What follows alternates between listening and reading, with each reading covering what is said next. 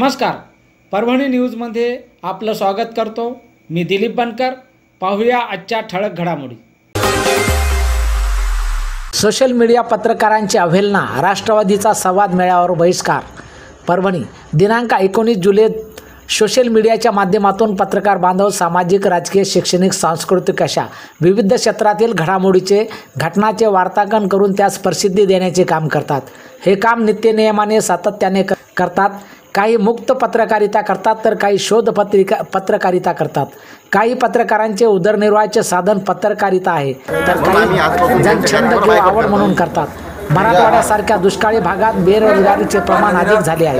त्यातल्या त्यात परभणीची अवस्था तर भयावह आहे। म्हणून रोजगाराचे साधन म्हणून सुद्धा काही जण पत्रकारिता करतात। आजचे युग हे सोशल मीडियाचे आहे। सर्वांना सोशल मीडियाची ताकद काय आहे हे माहीत आहे। अति जलद गतीने सोशल मीडियावर बातमी प्रसारित करण्यात येते, त्याचा फायदा सर्वांनाच होतो। मग प्रसिद्धी देण्याचं मोलाचं काम करूनही इतर पक्ष संघटना जाऊ द्या, पण सत्तेत असलेले पक्ष बॅनरबाजी, हार तुरे, फेटे, ढोल ताशे, तालझाम, अडेजाव, जेवणावळी करून लाखो रुपयाचा चुराडा करतात।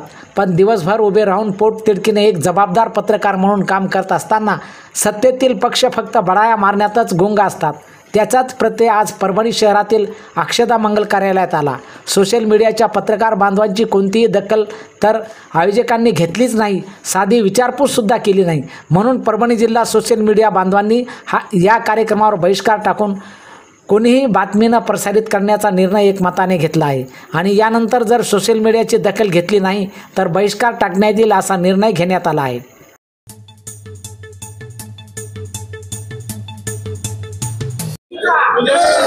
पत्रकार एकजुटीचा संवाद मेळाव्याचा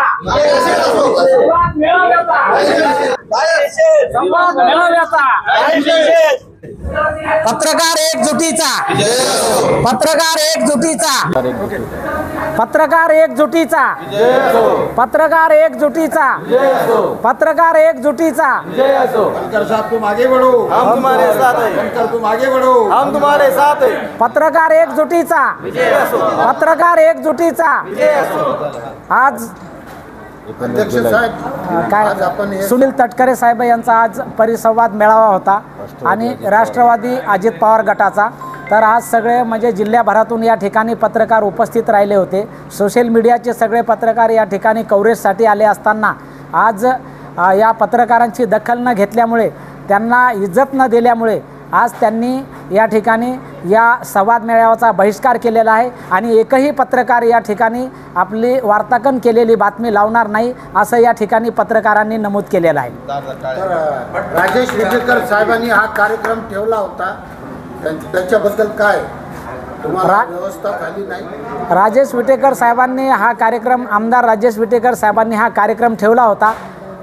ते यावेळेस ते साहेबासोबतच निघून गेले आणि त्यांच्या पेयला आम्ही भेटलो असतो तरी पत्रकारांना धोडकावून लावलेलं आहे। त्यामुळे आजच्या या संवाद मेळाव्याचं आम्ही या ठिकाणी सर्व डिजिटल मीडियाच्या वतीनं, पत्रकारांच्या वतीनं या ठिकाणी या मेळाव्याचं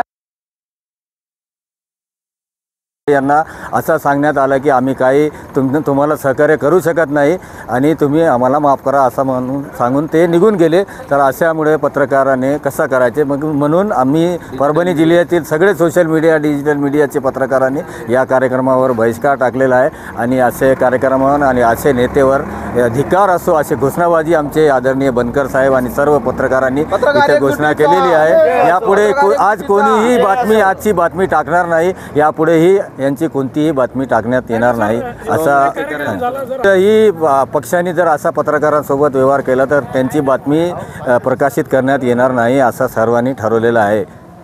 धन्यवाद।